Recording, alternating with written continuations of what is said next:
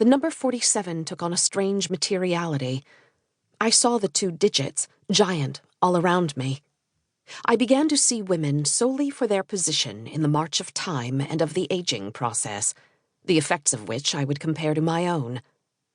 Any woman who appeared to fall between 40 and 50 years old, and who dressed with the requisite, elegant simplicity of the finer neighborhoods, became a stand-in for the other woman. I discovered that I hated all female professors, though I myself had been one, and many of my friends still were. I found them aggressive, unyielding, a return to the perception I'd had in high school when I was so intimidated by my women teachers, I thought I would never be able to do what they did, to be like them. I saw the body of my enemy replicated in every member of the teaching body, which had never worn its name so well. In the metro, any woman in her 40s carrying a shopping bag was her, and just to look at her was to suffer. I resented the indifference of these women to my gaze, the way one would rise in a rather brisk, decisive motion from her seat and exit the train at a station, the name of which I would duly note. It was like a denial of my being, a way for this woman, whom I'd taken throughout the train ride to be W.'s new lover, to give me the finger. One day I found myself remembering J, with the brilliant eyes and mass of curly hair, bragging about having orgasms in her sleep that would wake her up. And instantly, the other woman took her place. I saw this other woman, heard her, exuding sensuality and repeated orgasms. It was as if an entire class of women with extraordinarily erotic capabilities, the arrogant, radiant women whose photos adorn the covers of the magazine's summer sex issues, all stood up triumphantly, and I was excluded. This transubstantiation of the bodies of women I encountered into the body of the other woman was in continual operation. I saw her everywhere.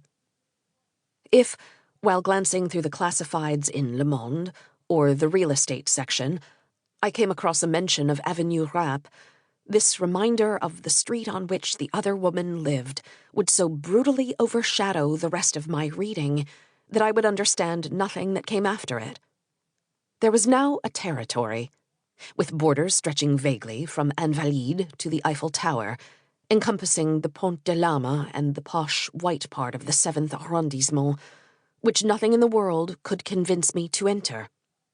A zone always present inside me, completely contaminated by the other woman, which the bright spotlight atop the Eiffel Tower, visible from the windows of my house in the heights of the western suburbs, obstinately revealed to me, bathing it in light at regular intervals every evening until midnight.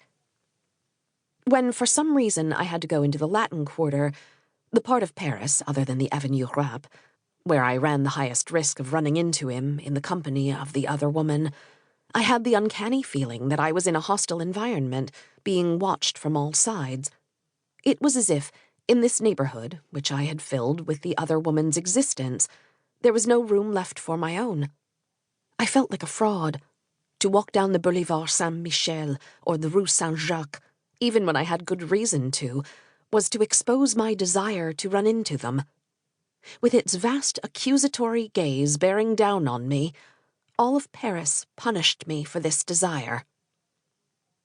The strangest thing about jealousy is that it can populate an entire city, the whole world, with a person you may never have met. During the rare moments of respite, when I felt as I had before, when I was able to think of other things, the image of this woman would suddenly tear through me. I had the feeling that it wasn't my brain producing this image, that it burst in from somewhere else. It was as if this woman could enter and exit my head at will. In the private film that was constantly playing inside me, featuring happy moments to come, a night out, a vacation, a birthday dinner, all of this auto-fiction anticipating the pleasures of a normal life was supplanted by the images that were rushing in from the outside to stab me in the chest. I was no longer free in my daydreams. I was no longer the subject even of my own fantasies. I was being inhabited by a woman I had never seen. Or, to borrow the word of a Senegalese